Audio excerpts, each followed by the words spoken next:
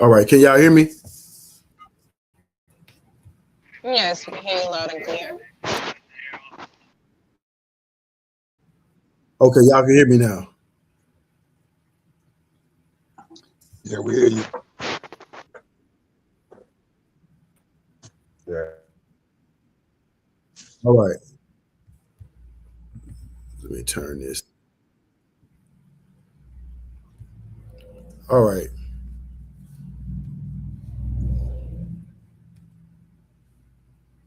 cool. I don't like. I can't see y'all, so I don't know what's going on. Yeah, I can't see anybody. I know y'all there, but well,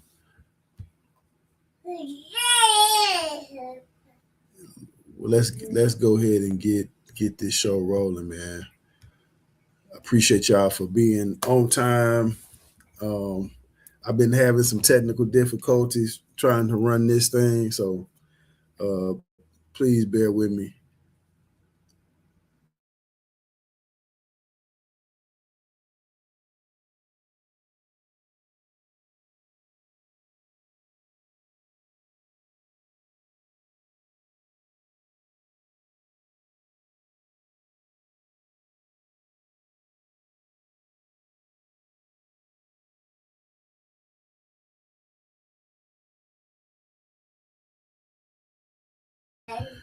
All right,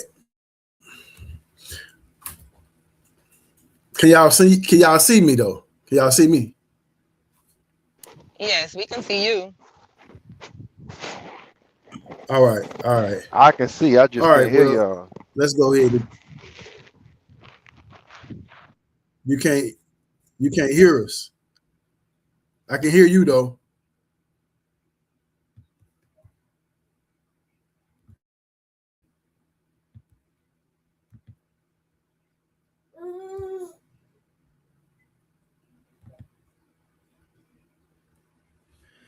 Uh, Brother Motherland, maybe you need to try to go out and come back in, and let's see if we can hear you from there. Let me see if I can text.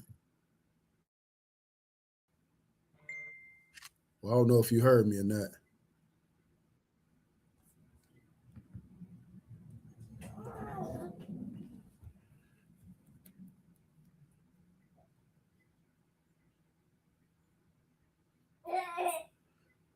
All right.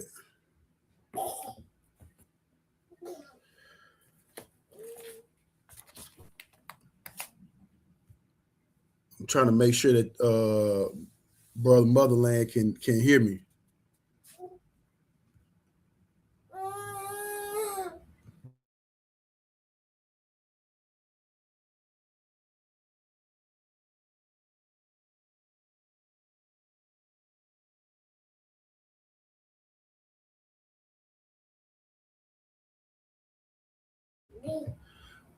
All right, brother. Can you hear me now? Yeah, I can hear you now. You can hear me? Cool, cool, cool. Yeah, yeah, Yeah. loud and clear.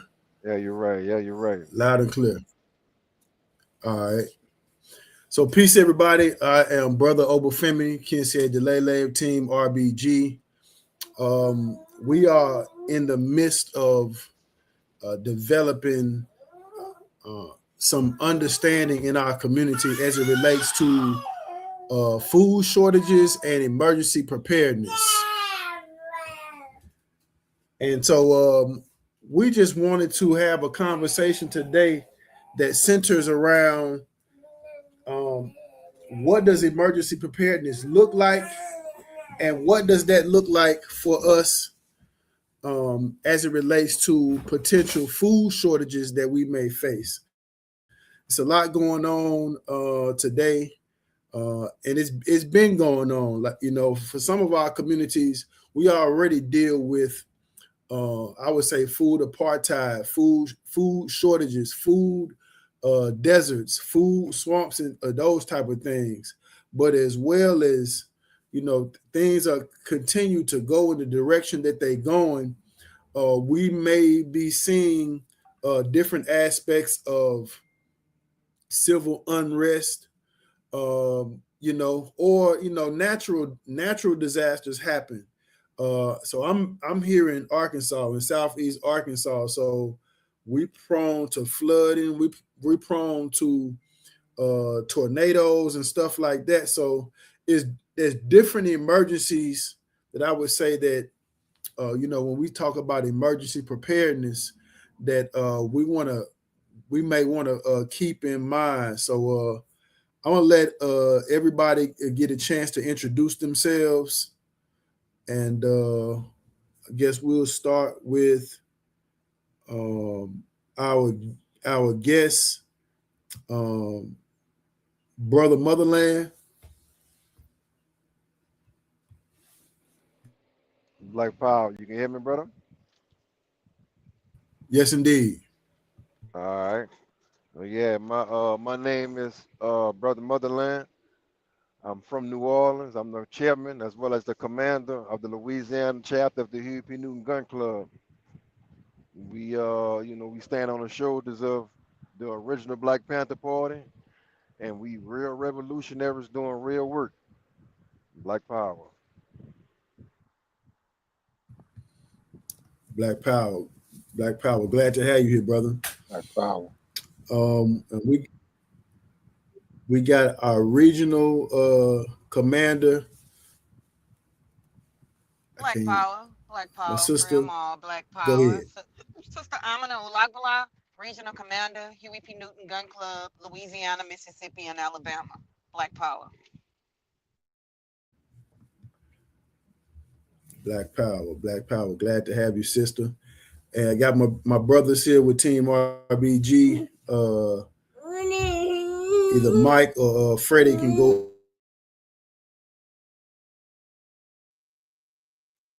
Peace, Black Power. Peace, Uh, peace. It's Mike Chambers, Team RBG, UNIA, ACL 421 Vengeance. How y'all doing?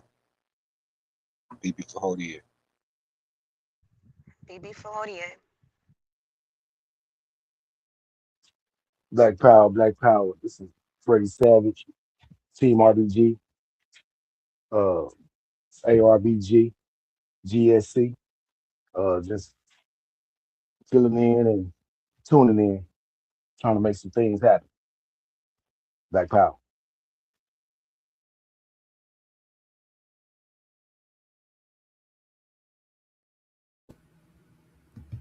All right, appreciate it, appreciate it.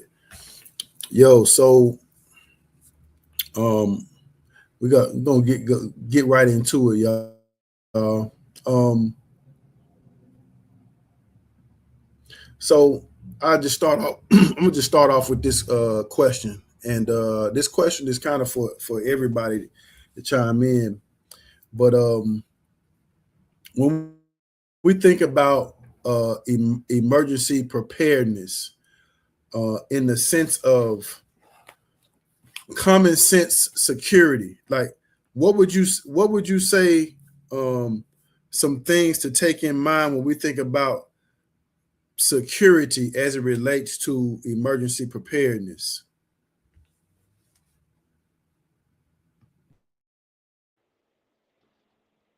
I think about when you say security, holding down the fort. Having something already up in place to where you and your family as well as your community can have a place already that's up and running for refuge. If that makes sense. True indeed. So basically, not waiting until something happened. You already been planning.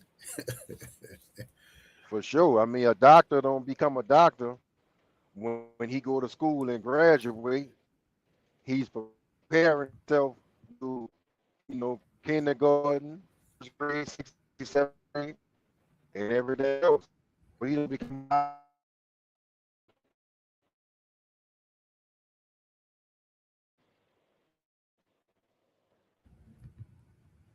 True indeed. True indeed. True indeed. Anybody else want to tap in on it? on this question? What does Uh, common sense security look like?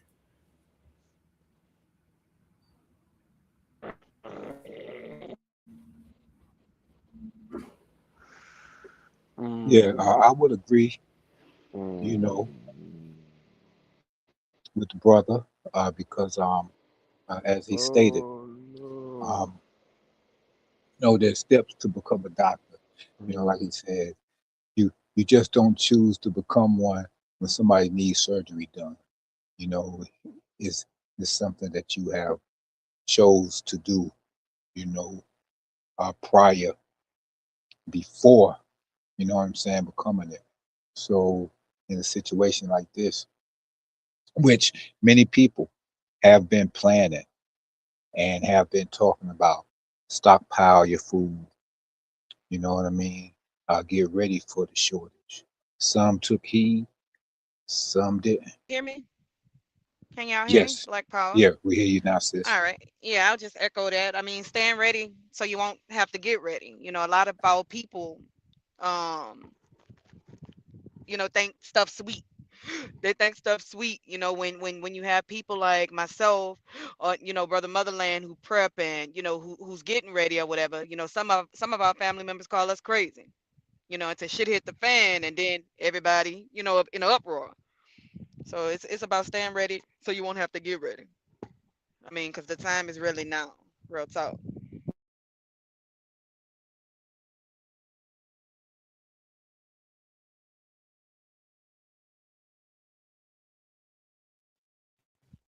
Peace, and black Yeah, power. definitely. Go ahead. Go ahead, Freddie. Yeah.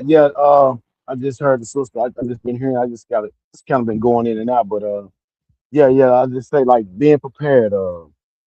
Safe house. Like we've been talking about safe houses throughout the state, throughout the city. Throughout the really the country. So just being prepared. Having safe houses in every state that's available. What we setting up every. Making connections, and I think that's important because having to take refuge, having to take some type of shelter for emergency is always uh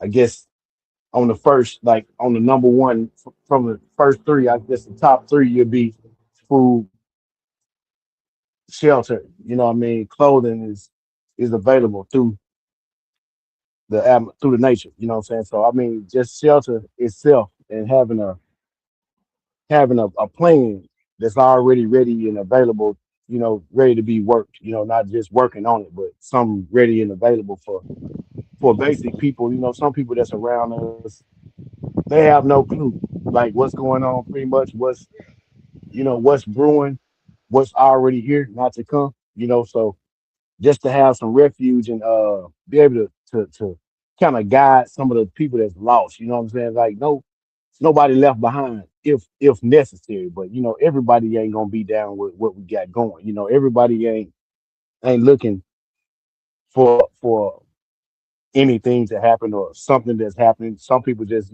got this pie in the sky. Just got their head held high, and they can't really see what's really being planned and implemented and going on in this today's world. So yeah, I think that's always a 100 just to have safe housing and some type of plan ready to go that's available for whoever may want to come along. Peace. And I agree with the safe houses, but the way things are going, who's to say the safe house is even gonna be available? Like might not be no safe house. So like we just came up out for training doing, weapons and survival, off grid. I mean, it might not even be no safe house, so we got to look further outside the box too, and prepare our people for just in case something happened to the safe house that we gotta, camp out somewhere else. Gotta camp out in the woods, something like that. So I'm gonna go ahead and mute Agreed. because I'm on a plantation. Hold on. Yeah, agreed. Yeah, I really do. Yeah, I respect to the land. Yeah, we must have out like you say tents, outside shelter, being able to survive in the woods, That's right. being able to survive in different conditions, so yeah, I always have, like I say, we get into a question where we already know that we're gonna be talking about preparedness, as far as a ready to go bag. You may not have shelter, Right. like Sis said, you may not have shelter, so grab a bag, grab and go, and have the Right. necessities in there to carry you to your next step, hopefully, Right. So So that's what we've peace. been doing. When we did the training, we did bug out bags. Everybody in the home should have bug out bags. You don't know when you're gonna have to just up and go. So those bags should already be prepared. So that's what we need to get in our community and do training like that as far as bug out bags and what you should have up in it and stuff like that.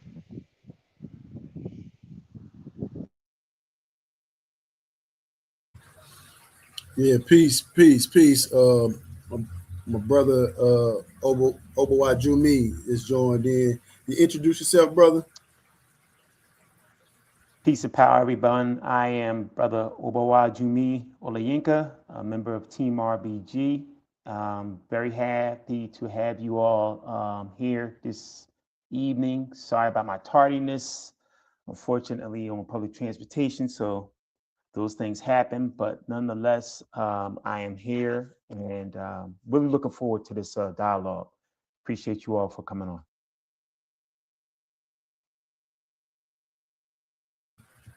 Yeah, so we just kind of started off like what does common sense security look like, um, and centering some discussion around that. And my sister just brought up the bug out bags.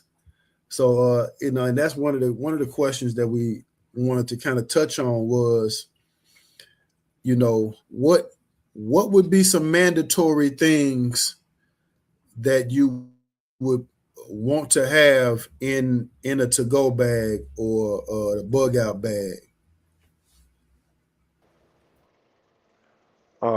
Matches, compass, some of that, anything to take and start a fire, like that, the stuff which you take off your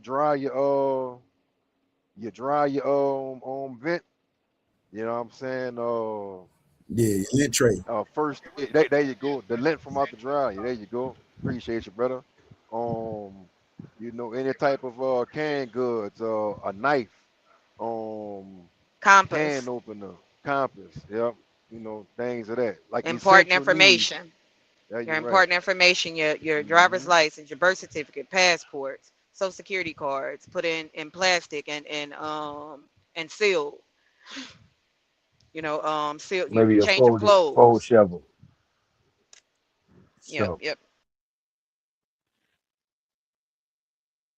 yeah, you want to always have some type of plastic tarp, some type of something for either covering or lay like stuff like that. Anything that's waterproof, not big and bulky. Something you can like a puncho. They comes in little bags, little packages. So anything like that. And you always want to have like some type of water source, some type of cleanser, some type of drop. I mean, you can have something similar as like some charcoal. I don't know. Some people got things that may cleanse water as far as natural elements. Just to have in a little tube or something, just in case you need to get some emergency water that need to be filtered out or something like just any little basic thing that some people may push over, pass over, that may think that it's nothing until that time comes, and then hey, everybody's looking for some of those little things, but they're Right. very important, being out there in the elements, you want to have, even if you get a hold to some temporarily the little warming packets, hand warmers, or boot warmers or whatever, what have you, so just anything like that, I always have some type of I say natural herb medicines tucked away in something that you can keep it safe, protected from the weather or whatnot. So you might come across any scrape bruises, anything like that. So yeah, Right. anything that has longevity. You brought up Go a ahead. good point about the waterproof stuff because we discussed up in our training, like, what if we have to cross a creek or something, and you have like you've packed in your bug out bag, clothes, but the clothes are gonna get wet because they're not properly sealed. That's shot power. A first Uh, aid kit, you know. Everybody everybody who would actually be with us have a role. Some people might not be good as far as with the prepping, but we may have somebody out there who can stitch somebody up. All right, you're welcome. Stitch somebody up. Who can aid them. So the first aid kit would be perfect too.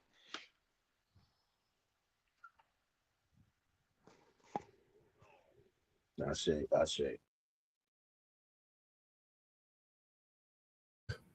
Yeah, so to I would just to add on because um, you know, I think the last thing that was said was about like everybody not proficient at the same thing.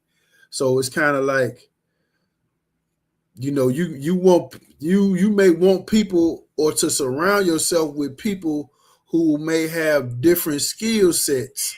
You know what I'm saying? As you are trying to plan ahead, so like what are some skills or commodities that we should be investing or putting some time and attention in now, you know what I'm saying, in preparation. Like what skills would be necessary, in these emergency type of situations.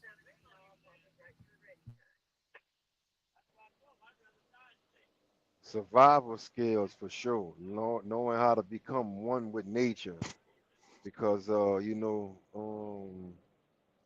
this system, it allowed us to, it made room for us to become comfortable with some of the essential things that we have, like air conditioner or heating, things like that. So we definitely need to get back to, becoming one with nature, and also gardening, and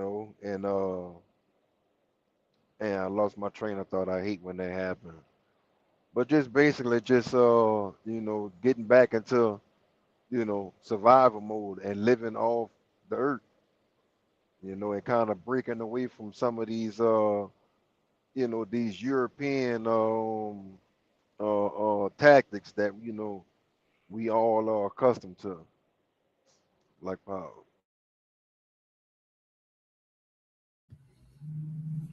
Yeah, and I True think that we indeed, should man.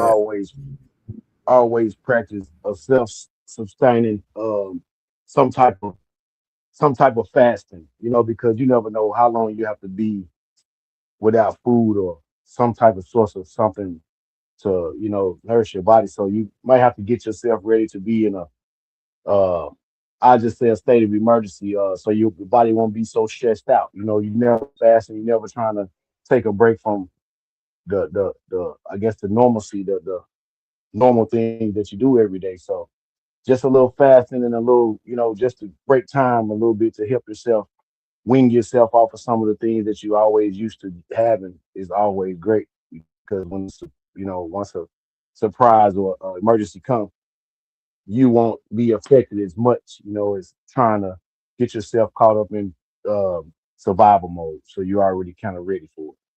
Peace.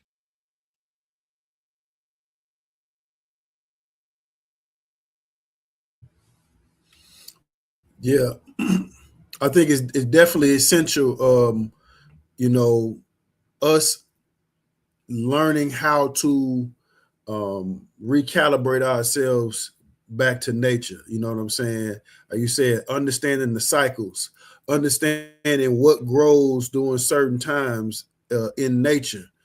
Different herbs, different plants, different things are available at different times of the year, and knowing how to, what some people will call foraging, is, I think, a very essential skill. We talked about agriculture, sustainable agricultural practices, learning how to companion plant, but also learning how to um, preserve and prolong the use of the food that you grow. So we talking about, whether that's dealing with animal or that's dealing with the plant life, like learning how to preserve your herbs, drying out your herbs or whatever, canning, pickling, or smoking meats, if you know what I'm saying, that if that's what you're doing, like the same with the fish and stuff like that. So learning how to use the resources that we have available to make those things stretch, a little further. Those are skills as well. Like, I'm saying that especially with the agriculture, like you learn how to grow stuff, but if you don't know how to, if you ain't gonna be able to eat up all of what you're growing at the same time. So if you don't know how to preserve or spread that food around, you're gonna lose a lot of it to waste. You know what I'm saying? And in nature, there is no such thing as waste in nature. Everything has a purpose. So us learning how to use things with a purpose cuts that part out. You know what I'm saying? So we got our special another special guest joining us today. Um, Elder Tony Moore. Can you introduce yourself, Baba? Oh, okay. Good evening. My name is Tony Moore, and I'm a lifelong student. And sometimes I get involved with teaching as well as learning.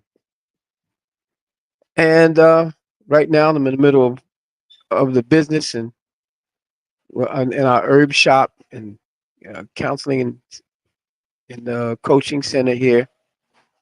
And I'm honored to be invited to this meeting. And that's the best I have to say right now.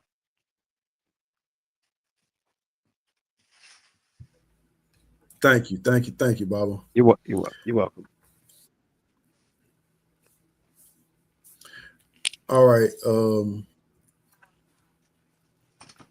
So we kind of pivoted just a tad bit, as it relates to what you do as a herbalist. So, what would be some common herbs that people could use that may be able to replace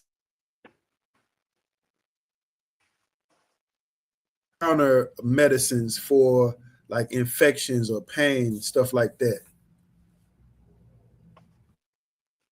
I guess that question is directed to me. Yeah. Yes, indeed. Okay. Usually, what I basically do is I instruct people to come to us to work on their diet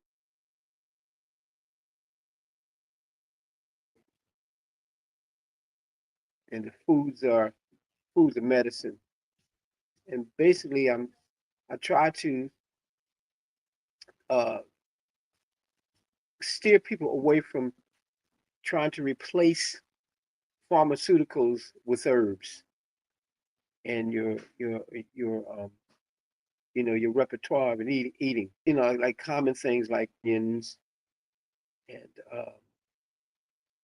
you know dandelion, which is what dandelion is one of it. Killed for years, but can't kill it. Uh, I try to start off with the food and the food that's local in their area. That's the most powerful thing you can do is deal with the foods in your particular region in your area nearest to you. Uh, the other things uh, I really try to get them to do is get into the sun and get into breathing. Uh, one of the things, one of the things we have to concern ourselves once our vibration gets kind of low, it takes a lot to bring it back up again. But the plant-based diet can do it. Uh, onions, as I said, is one of the main ones. It has a substance called quercetin in it. Um, the sunlight, minerals, and the foods that are local to your region.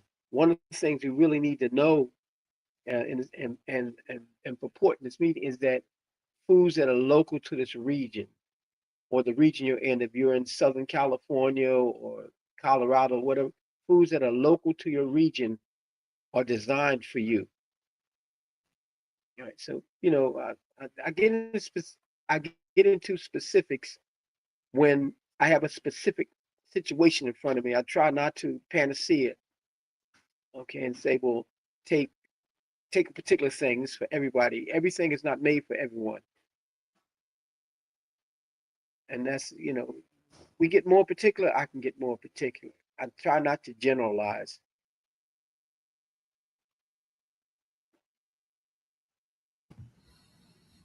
Understood. Understood. I definitely like what you said about learning about what's in your local ecology, learning what's growing already around you, because the the likelihood of you having access to things outside of there, especially in emergency situation, is going to decrease.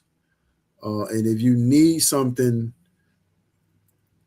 I would say quickly, urgently, it would be best to know what's already available to you in your region, in your area. Um, so I definitely appreciate that, as well as the like understanding that herbs are not like a one size fit all type thing. All Every herb don't work the same way with everybody. Um, like plants have different. You can have a different reaction to the same herb. So I know some people who they may be able to use garlic as medicine, but the next person got to stay away from the garlic. Um, so things Hmm. like that. I definitely appreciate understanding what works well with your body is very important.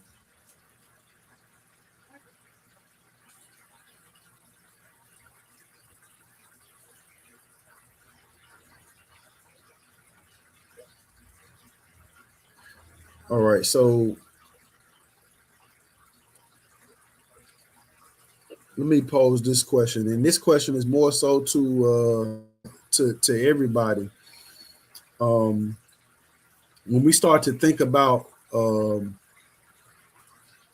you know the potential for food shortages or emergency preparedness, water is one of those things that sometimes we may not account for. And what may be some ways that we know of that could deal with water purification or water filtration in the event that the municipal systems fail, or it's tainted. Like, we look at what happened recently, I think maybe a year or two ago, with Jackson, Mississippi. We look Hmm. at what was going on in Flint, Michigan, and I'm pretty sure there's been other places that have dealt with issues with water.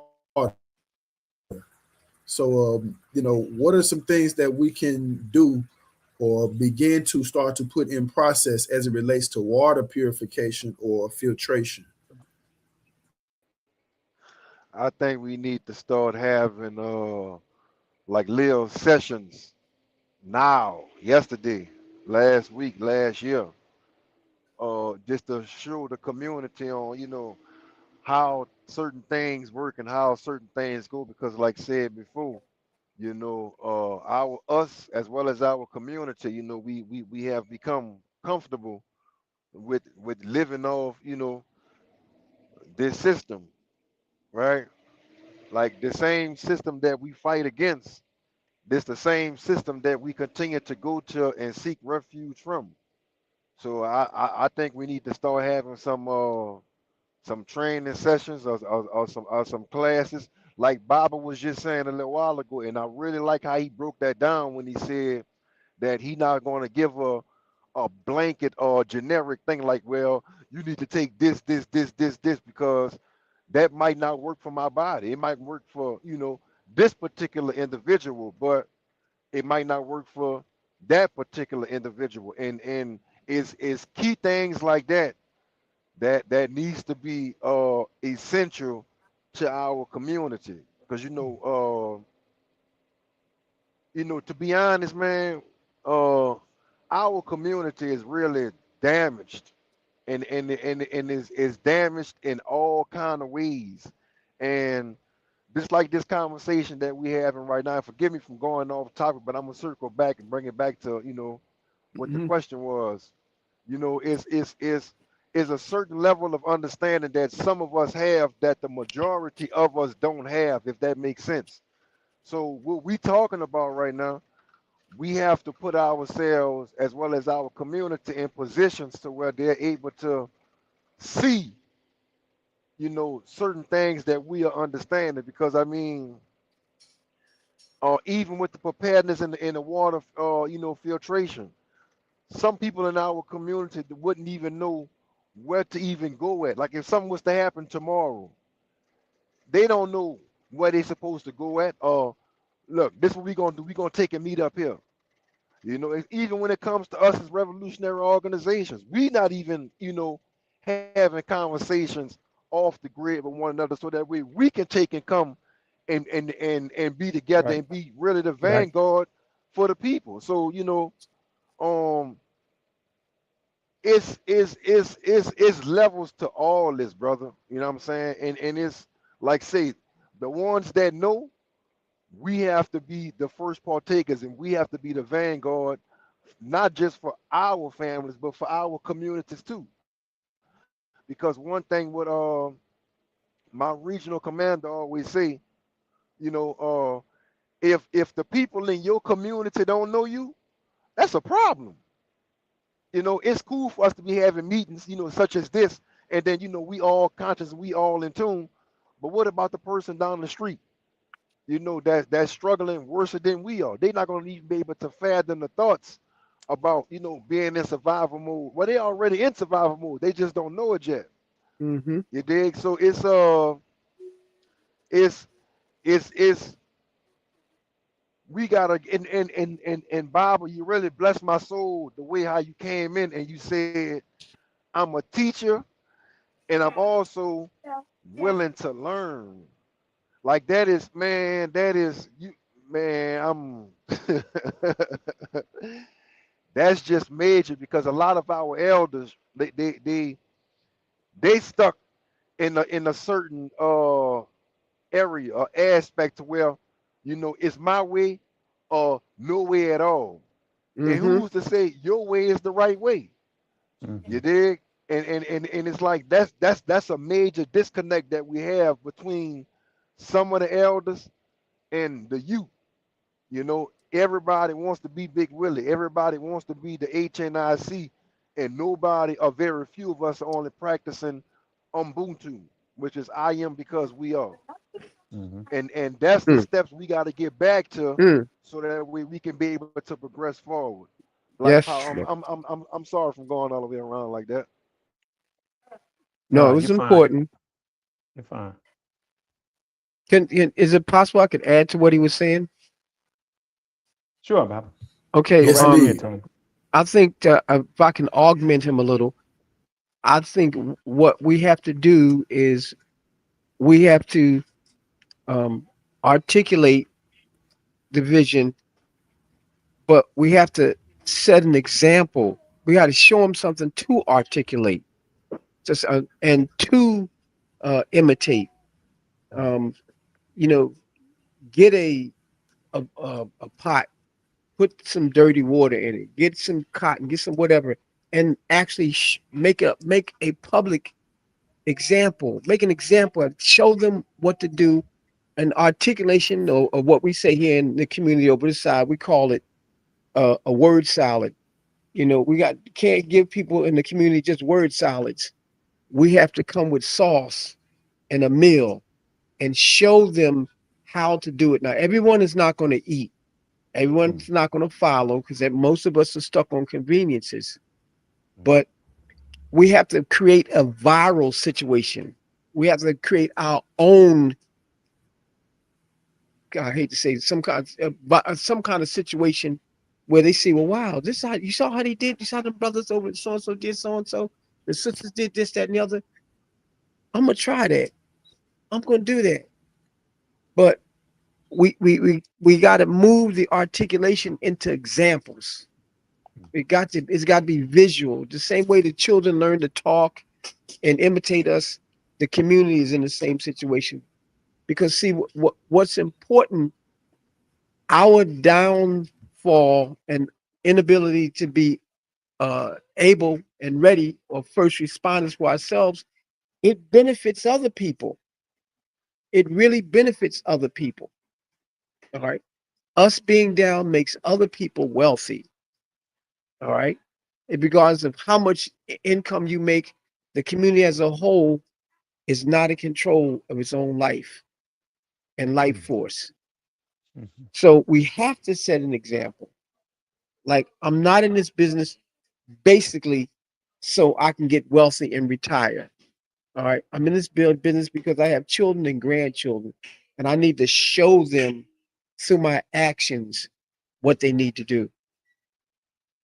Because most of us are not uh, listening to what we say. We're too busy listening to what you do, and we're not doing enough examples for our community. That's the best I can add to what he was saying. I'm trying to support what he was saying, but that's what all I can come up with right at this point. Understood, and very, very, very, very valid. What you said, Tony. I definitely we appreciate that. Um,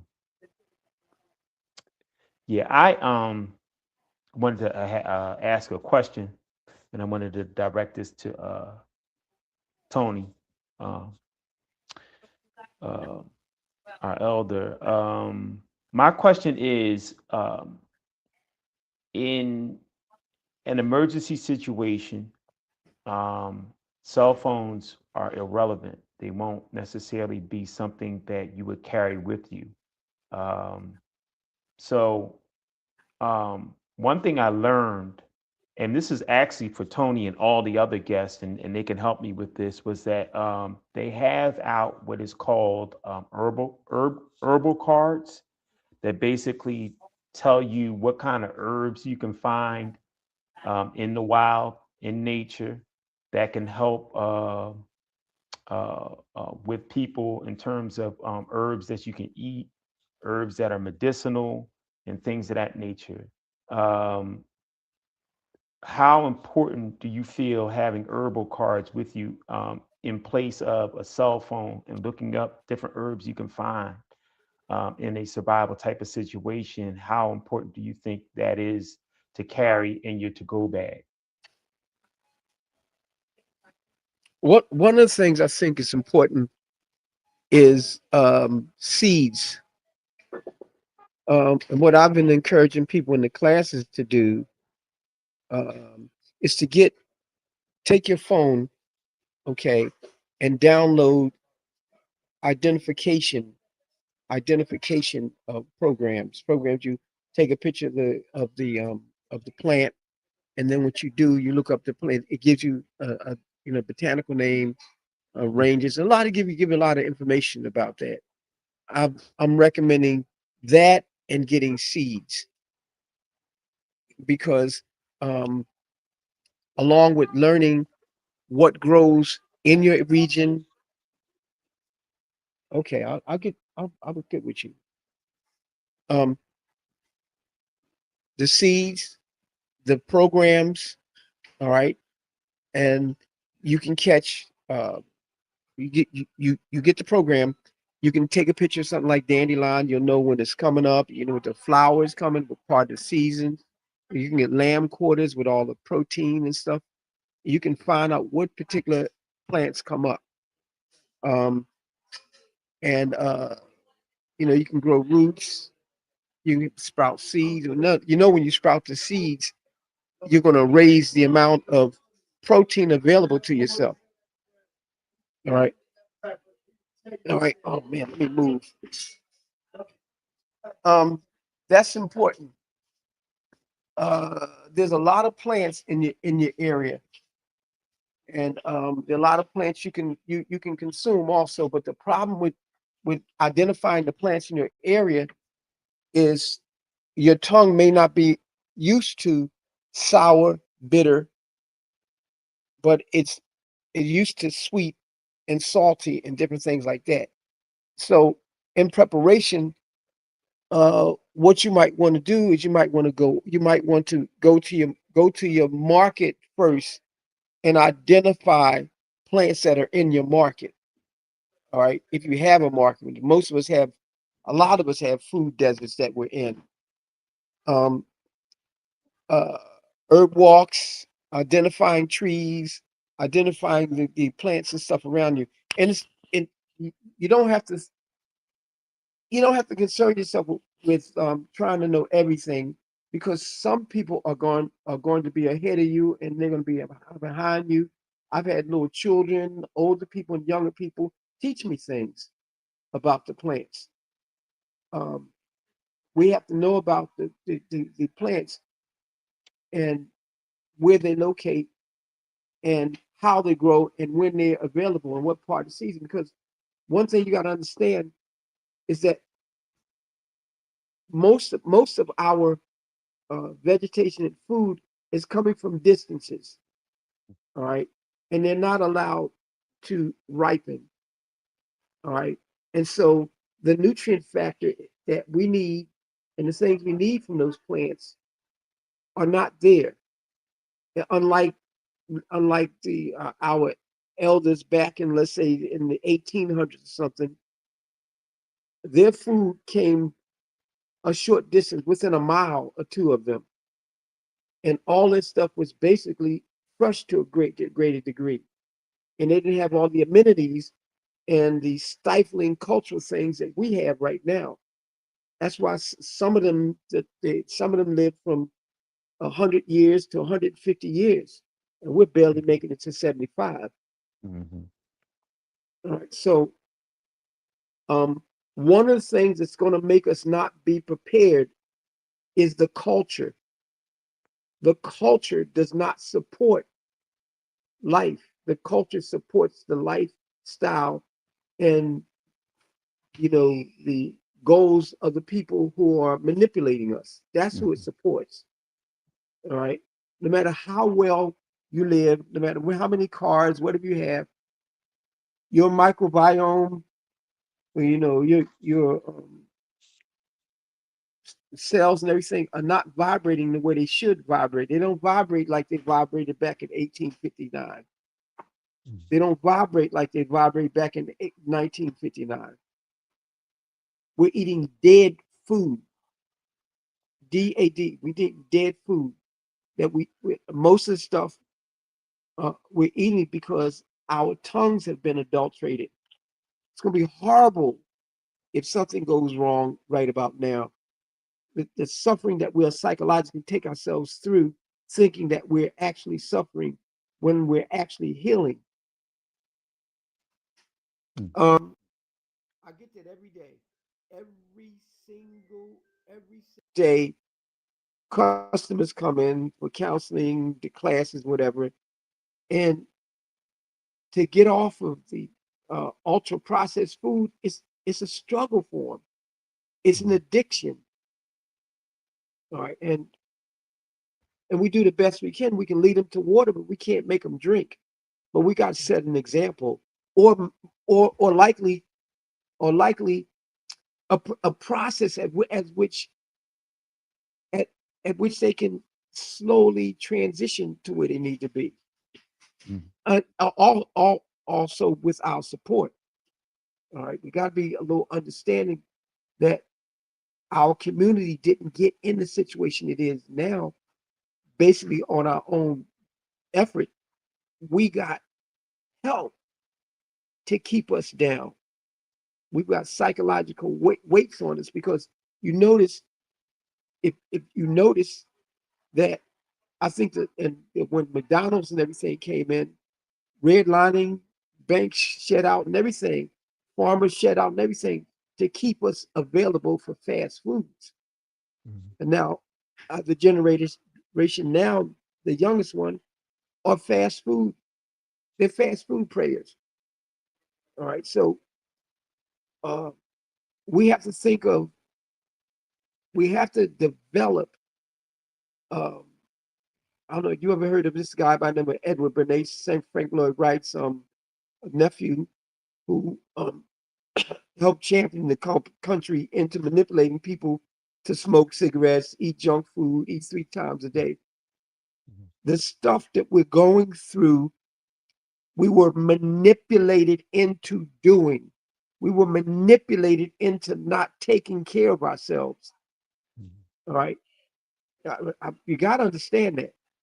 You got to understand that. Once you understand that we were manipulated into this situation, I mean, COINTELPRO, MK Ultra, you go on down the line.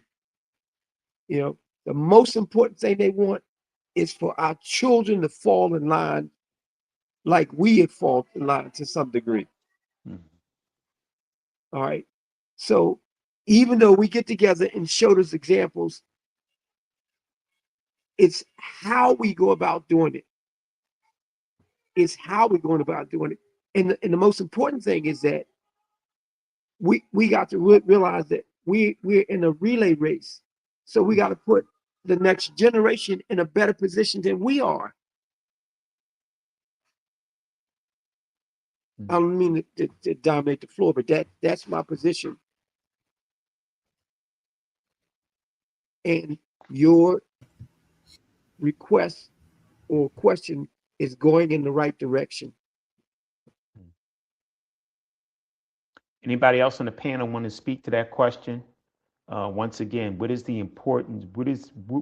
Is it significant in your to-go bag or your bug-out bag to have herbal cards available, since telephones or cell phone technology will not be available to you? Is that something that should be a part of the required equipment in a to-go bag? Absolutely. Uh, And the key thing is also too, my bad, brother. The key thing with that as well is when you said about that card. That's what I was saying about that training. That card, right? That herb card should be brung up at these regular trainings, so that way, when we in survival mode, we not like nobody is gonna know everything. That's number one. However, when we in survival mode, we really ain't got no time to be teaching at that particular time right there. It's mainly about what you gonna have, some areas to teach, but when you in survival mode, that's basically putting what you have learned, or as well as what you have taught or been taught, to apply that in that situation right there. You Yep. know, um, so that's definitely essential. Like when you said about with the cell phones, that's to be anticipated. Look, I'm with Verizon, and what, two, 3, 4, 5 weeks ago, Verizon had done shut down, talking about I don't know, some bull caca what they came up with, and I drive trucks, as y'all can see. So it's a good thing that I know my sense of direction. You know what I'm saying? Because if I'm just solely depending on the GPS of the phone or the truck GPS, I would have been, shit out of luck. Excuse my French. You know what I'm saying? So, with the cell phones going out, we definitely need to be in tune to those. Well, it was two-way, but now they have three-way radios that connect directly to satellites. And we can be having communication with that. So yeah, you can go ahead, brother. My bad. No, I'm good. yeah, Just thank you.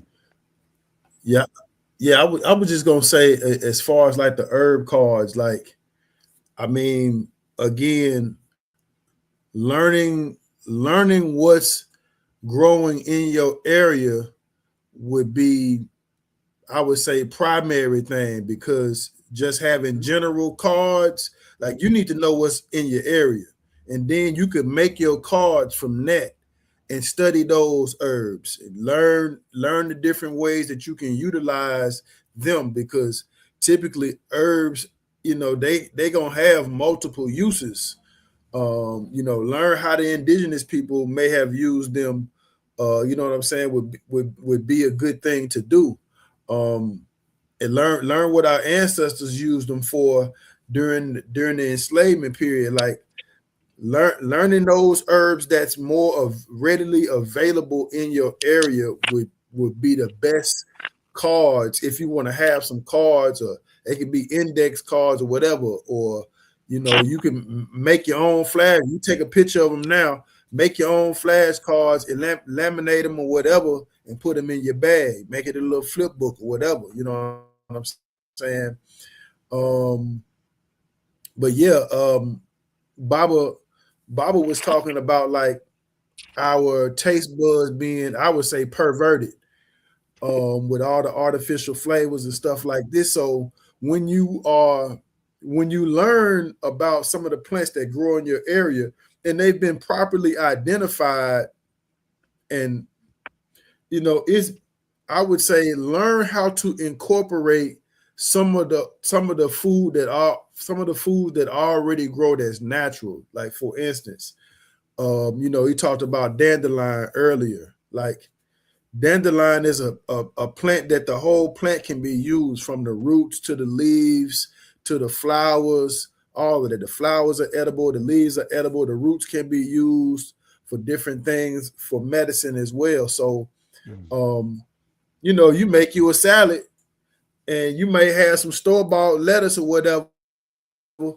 Get you a couple, 2 or 3 leaves of that dandelion leaves, and throw into your salad, so your taste buds can get used to how these things taste. In the event that this is what you got to rely on, it ain't just totally foreign to your body. You understand what I'm saying? So you ain't, it ain't like you gonna try to go make a salad. Like, we eat too much anyway. That's just, we in a capitalist system. We got places that's 24/7 all you can eat buffet. You understand what I'm saying? So, recalibrating even our viewpoint of thought process as it relates to food and stuff like this.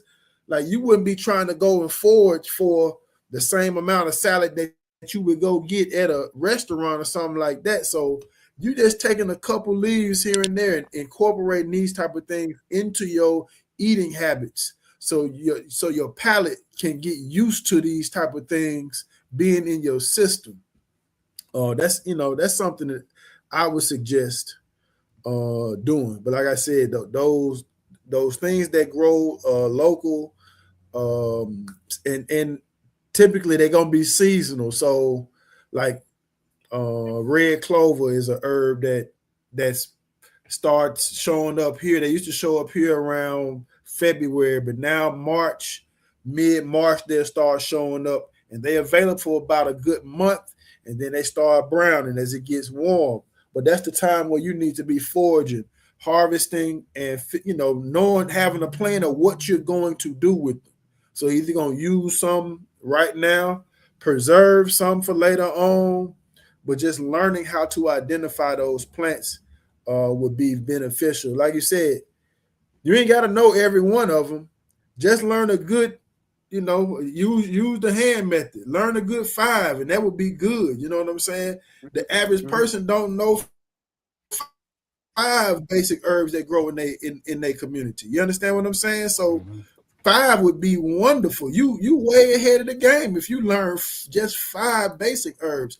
Also, and some of this stuff has been tampered with as well, but your kitchen already has some of those herbs that could be used medicinally as well. So, your basils, your rosemaries, your thyme, stuff like this, stuff that you already got in your kitchen cabinet, some of those, they have medicinal properties as well. So, those are some of those seeds that you need to save and learn how to grow for yourself as well.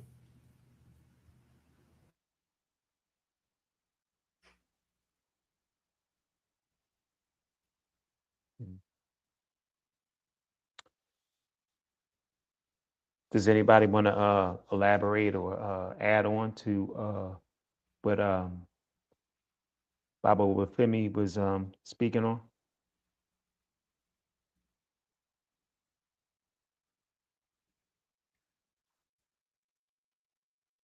I think I have some brain cells left here. Um, Go right on ahead. yeah, because learning. Um, I sometimes in the class I have people to go to the supermarket and they really and I find out they, I have them go and grab something and eat something that you haven't ate before, that you never ate, or get one and find out what it is. Find out what you can find out about that particular plant. Okay, but here's something I wanted to put on you. Um, Here's one of the items that I think is a what I call an essential slave food that we still consume. Uh, in the early part of 1800s, uh, the the wells were appeared to be dying out. Maybe they went deeper in the sea or whatever. And at that particular time, uh, they were looking for other ways to lubricate the machinery because we were in what's called the industrial age. A lot of us have been influenced to think it was the cowboy age in the 1800s. No, the photography and the automobiles came around the 1838, 1840. Um, and at that time, with the trains, they needed lubricants and they couldn't get enough wells. So what happened is, after the cotton gin came out, there was these seeds left over, and those seeds had what's called endosperm. Endo. Endo means within, and the sperm and the egg and everything was inside of the seed. So they crushed them and they got these lubricants out, the endosperm in the seeds. And what happened was, uh, someone has found oil, and now you had all these seeds and all these oils. So what they did was they tried to process that and make it into edibles. All right, so that's when you get later on, latter part of the century, you get Crisco and oleomargarine and all this type of stuff. And the people who was in the field at that time, if they couldn't, they wouldn't eat this man-made stuff called oils. So what they did is they called them plant or vegetable oils. You know damn well vegetables don't come up with no oils. All right. And as generations came on and on and on, uh, each successive generation, they got into another brainwashing plan. So now to this day, we're eating what I call slave oils or slavery oils. All right. Uh, Rapeseed, which they call canola. Uh, was it soybean, sunflower, uh, rice? What is it? Rice oil, rice bran oil, soy oil. Those things promote those particular misused plant parts promotes uh, diabetes, heart problems, weight gain, and everything else. So what I'm saying to you is that we need to have a clear understanding about food because what's happening is these people are still influencing us to eat some part of slavery food and looking toward them for health care. If you know anything about the health care, uh, one example in North Carolina, the sisters there doing midwifery had the best female health care in the country until the you know who's came over and imposed insurance and a whole lot of other crap. So feeding ourselves and taking care of ourselves is the foundation of being able to survive any catastrophe that comes up. Because you can arm yourself, but you still have to eat. You can arm yourself, but you still have to be able to know which side of the band-aid to put on the skin. if you don't understand what I'm implying. So feeding ourselves and taking care of ourselves is foundational when it comes to uh, catastrophes or uprisings or whatever goes on. So focusing on eating is important. Focusing on healthcare is important, especially emergency medical. Right. That's one thing we definitely should be into. But one thing you all said in the beginning that was mentioned in the beginning, water. You have to deal with water because the water is being assassinated, and I mean assassinated. Here at the shop, you know, I jump into people's world if I catch them drinking anything other than what we got on the filter system or bottles with coming out of glass or anything like that. If they're doing glass, they give them the filter. I don't bother with them. But water is foundation, air is foundation, and the food is the base. And then actually taking care of ourselves is important. So that's the piece I had to add in there. If I hope that's some enlightening and helpful. Very much so. Very much so.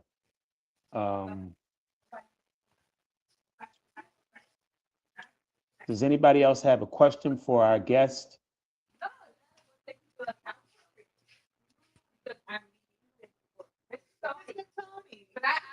I mean, feel free to ask questions. Hold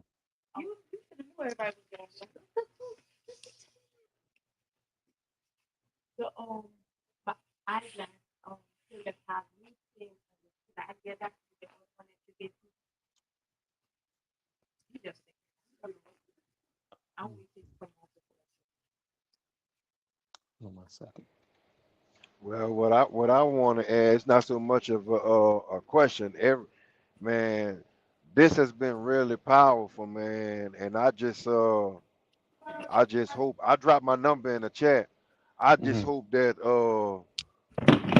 this doesn't just become just a conversation. It's Have time for us to start taking rags these for clothes, or you conversations. can have. Huh? Can y'all hear me? Oh yeah, go ahead, brother. Yeah, Yeah, go ahead. I Go ahead. mean, we can hear you. We can hear you. The brother did what was I'm, he, I'm he had I don't know he what wanted to happened. contribute. May have, Yeah, he wanted to contribute a comment. Go ahead, brother, and then Babo Wafini, you can say what you wanted to No, I yield. add. You can go ahead, brother.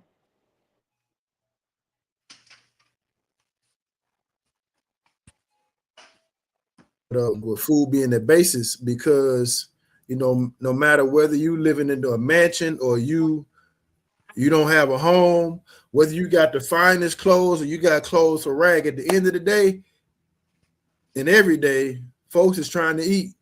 You know what I'm saying? So the person with no money and the person with all the money, everybody's still trying to eat, whether you're in an emergency or not. No doubt. And so being able to have a level of autonomy or control over our food, our substance, in the event of an emergency or outside of an emergency. Who controls the seeds? Who controls that food supply, water supply? That has a lot to do on how we function as a people. So, yeah, I definitely agree on that. With that point,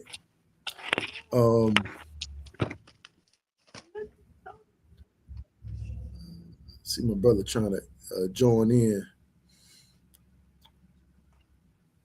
So, Bobby, can you share the name of your business? The business is Nutrition and Herb Center.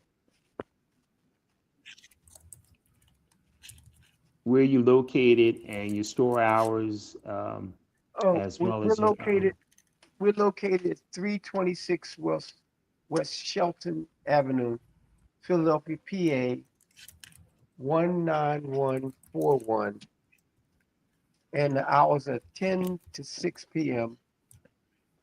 And kind of like joined this because we're playing a series of classes again. When we first moved in, we had classes, but this time, you know, uh,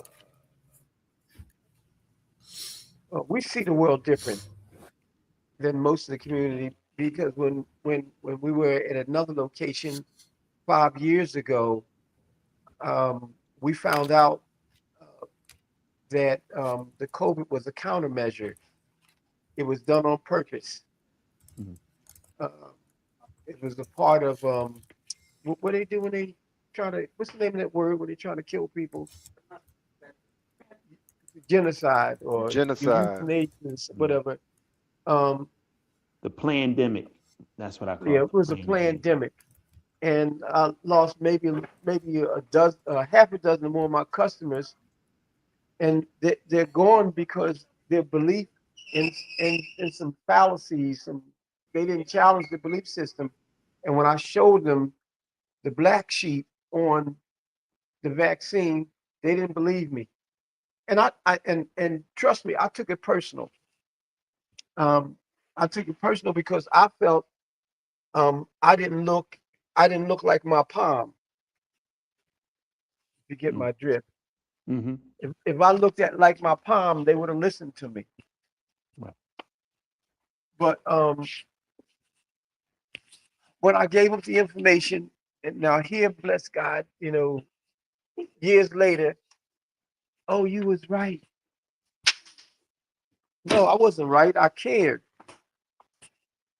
about my community, and I told them, I said, look, I'm in this until a transition, and then after it, regardless of what that brings, I'm in this until transition, and we got to be in this until transition. There's no retirement. There's no retirement. Trust me. Don't get don't get don't get it twisted because they will take you out, and misdirect you if you're 100 years old. Mm-hmm. Doesn't matter. So there's no retirement. If you're in this with sort of retirement, get up and walk. All right. Because Couldn't and, agree and with you I've more. said this before and I say it again. We sat and we watch these people, doing a Caucasian male and a Caucasian female on TV, lied about it, let it go. And so I said to my folks, I said, now, if they do that to them out in public, what are they going to do to us in private? Mm-hmm. All right. What are they going to do with us in private? We have an obligation and responsibility to stop being segregationists. We need to integrate with one another. We need to become Mm-hmm. Afro-Asian, African, Jamaican integrationists. Our differences don't mean a hill of beans to the people who are trying to control the earth. Don't mean nothing. Mm-hmm. And until we wake up and start focusing on ourselves, the most dangerous thing that we can do to them is care for us. It'll hurt them more than a bullet. Not that you ain't gonna need one, but it'll hurt them more than a bullet. Mm-hmm. Trust I me. liked how you went about using the term integration. We have to integrate amongst ourselves Selves. as a people. Um, because uh, Because I it's admit it's that important. we've been But cultivated to segregate from one another. mhm, mhm, mhm. Agreed. Agreed. Let's put a positive impression on the youth in our community. Hmm. I mean, let's show them how to survive. Let's get in there. I'm right here. I'm not going anywhere until the spirit leaves the body.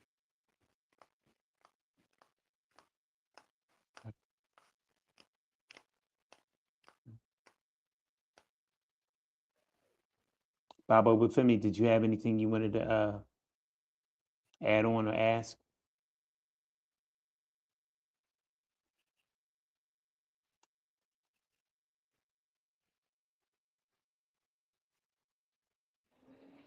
Y'all still I here? just wanted to basically say that this the idea of emergency preparedness, the idea of food shortage, it doesn't really dawn on our people that this is real, that there is the potential of something like that happening, where we are in complete survival mode. I think that we live in a society that we become relaxed and we become very complacent in thinking that things are bountiful and plentiful, and there is no need to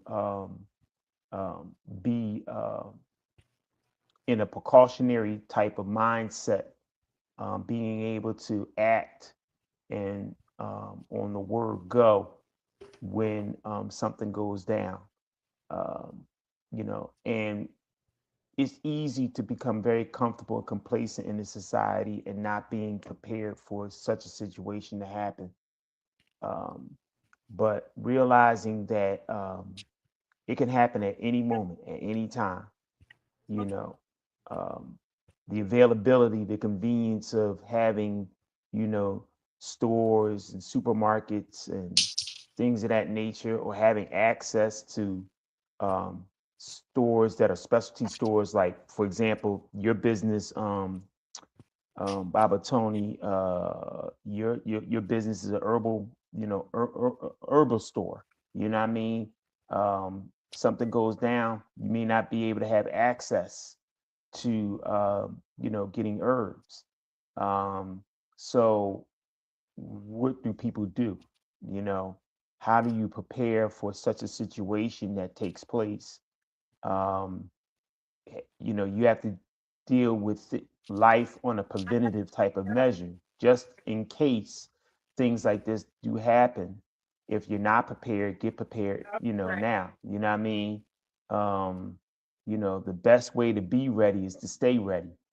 And if anything, um, I look at this not just as, just a program that we're talking about, food shortage and emergency preparedness, but that this is something that you can start right now. This is something that you can get prepared for right now.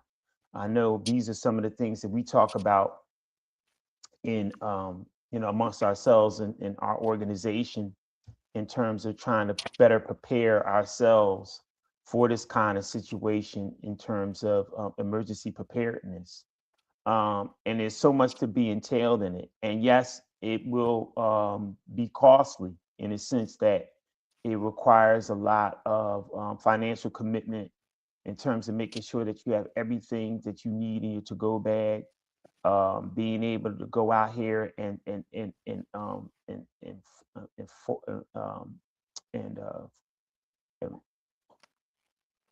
being able to set up camp, basically building a tent, uh, I mean, being able to put a hammock up, being able to survive the elements and things of that nature. That's not easy. Questions like, even when you have to, defecate, what I'm saying? How do you go about doing that? What I'm saying? In a proper manner that, is not harmful to you and not harmful to nature. You know what I mean? Like digging holes so that you can defecate, and then covering up those holes and stuff of that nature. You know what I mean? Those things are real. And what a brother said the other night who did an Instagram live, he was talking about emergency preparedness and, items that go in your to-go bag. And he was the brother who raised up the idea of herbal cards in your to-go bag. He said, this is not a very pretty thing. This is not something that is very pretty, off, living off the land.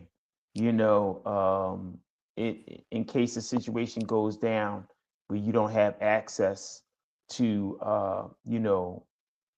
so-called modern conveniences, it's not pretty.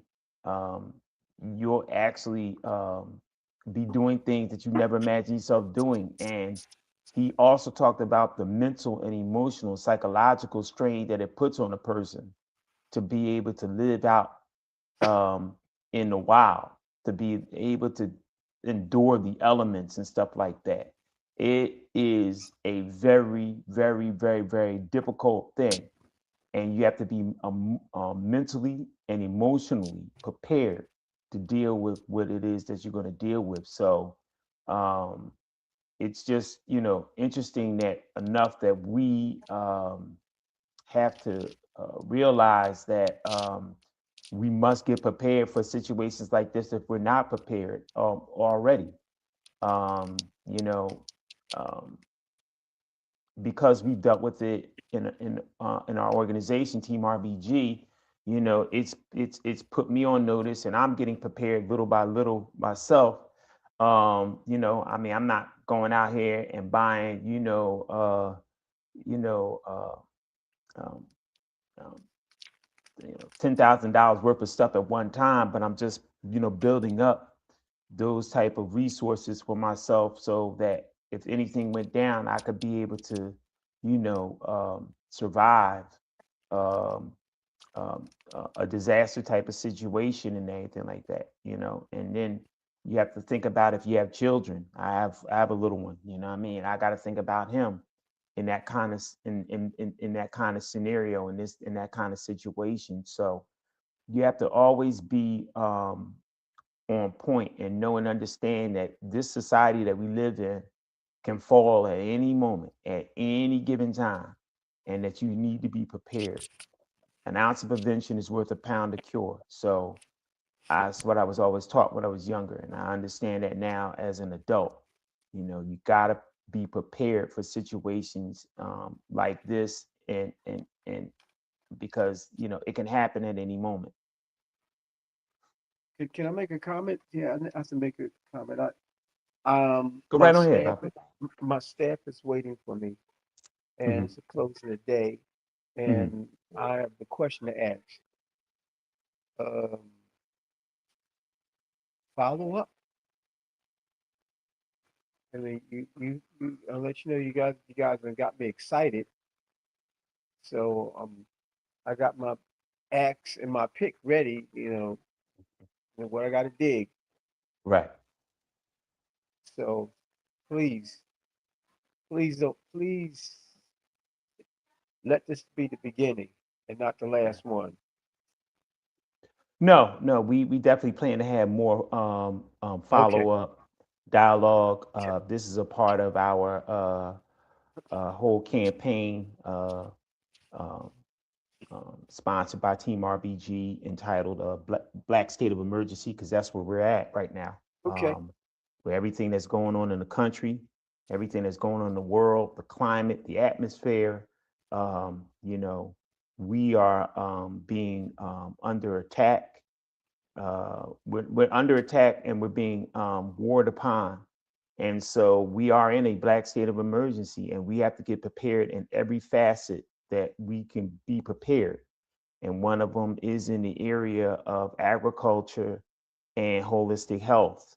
And there Yes. are several other areas that we will be addressing as this campaign goes on. So, this is just like a starting point, Okay. uh, you know, a kickoff to something much larger. We will definitely have more dialogues on this wavelength, if not in the areas of agriculture, holistic health. We'll have them in other areas that are of pertinence. And Well, I'm most saying importantly, just I trying gotta to, go. do things. Yeah. Before you go, Baba Tony, before you go, please give your information once again, where your store is located, store hours, telephone number, how people can get in touch with you if they need to have an appointment to see a herbalist. Um, Go right on ahead. Okay, it's Nutrition and Herb Center.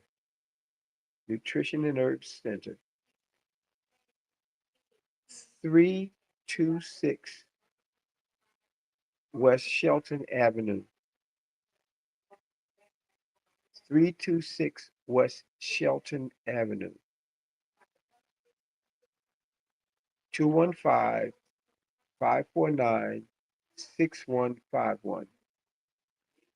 215-549-6151. And we're open from 10 till 6 p.m. Monday to Saturdays. That's 10 to 6 p.m. Mondays to Saturdays. And Sundays from spring until the end of fall, we have classes on the topics that you're talking about, and basically a lot of health and healthcare. So that's it. And uh, gotta go. Thank you, Baba, And no, for no, coming say on. I no, no, no, appreciate no, you. I no, no, really no, no, no, do. no, no, no. Thank you for inviting me. That's who needs to be thanked. I'm thanking you for inviting me. Hey, my pleasure, our pleasure to have you, and we definitely want to have you back again. Please, I appreciate it. All right All now, right, all right, peace. peace.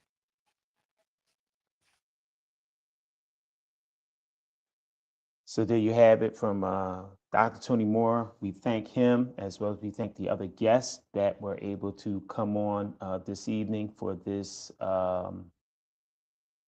dialogue. Very, very happy to have them along, and all the information that was given tonight. You all can go on our YouTube channel at Team Red, Black, Green, our official YouTube channel for Team RBG, and watch the replay of this particular dialogue. And definitely, we'd like to thank the guests that we had on this evening. Bob Obafemi, I'm going to turn it back over to you. Yeah, I appreciate the conversation, and this is just the first one in a series that we'll be conducting because, um, as if we didn't state it initially, like there's a black state of emergency, uh, and it's happening right now. It's not coming. It's not down the road. It's already here. You know what I'm saying? And the more that we are aware of what time it is, the better we can begin to prepare or further prepare. Some of us have already begun preparation, but you know what I'm saying? A lot of times it's loved ones, it's neighbors, it's folks that we see every day that we know, you don't want to see them fall by the wayside, but like I said, we got work to do. We have to get the word out. We have to get the message out, and we have to provide examples of what to do in these times. So much thanks to our special guests today. Salute to brothers and sisters of Team RBG for putting this work together.